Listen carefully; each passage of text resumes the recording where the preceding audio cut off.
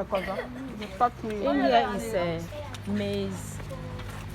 We are trying to process fufu, suka fufu, anyways. That's my sister going to turn it.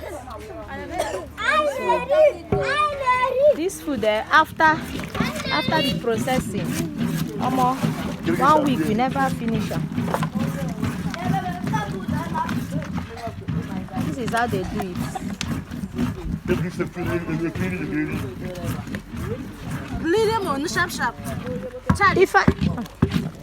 If I come and carry.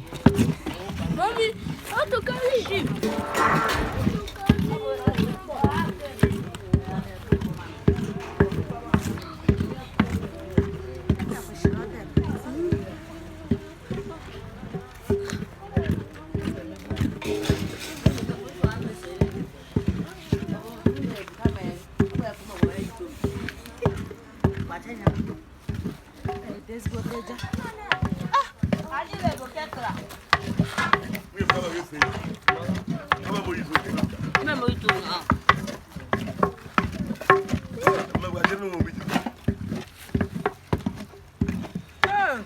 Yes, this is called akpondon suka. Mama,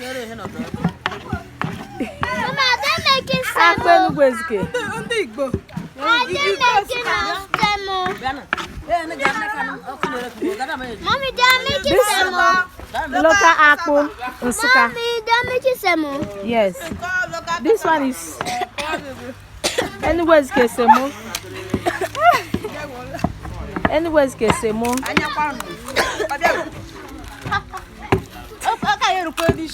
What the ma'am? Video, let me come now. Oh, the camera. Amen. Oh, the camera. Make sure you are videoing me. Oh, the camera. Can't try, Mama, I cannot see.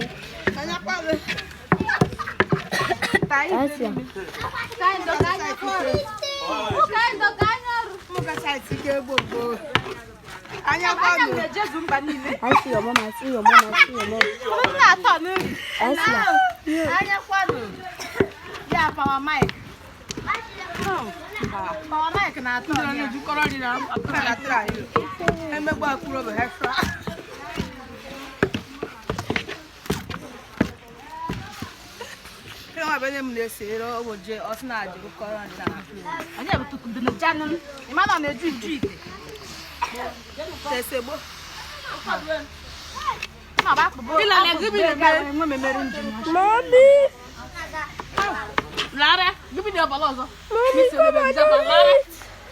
I see him now. Okay, I'll try you.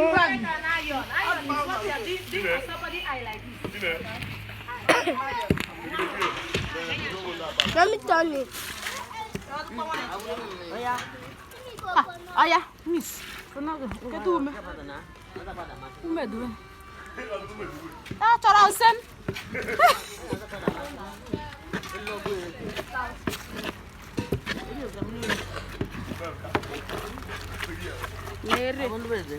You say me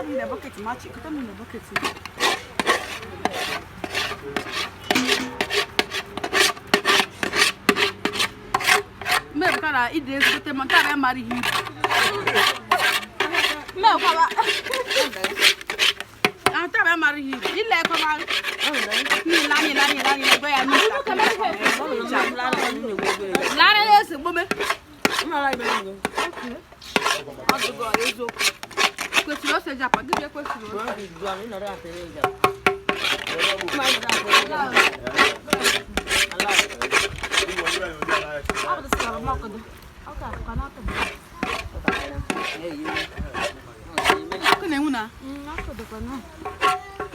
Bịa.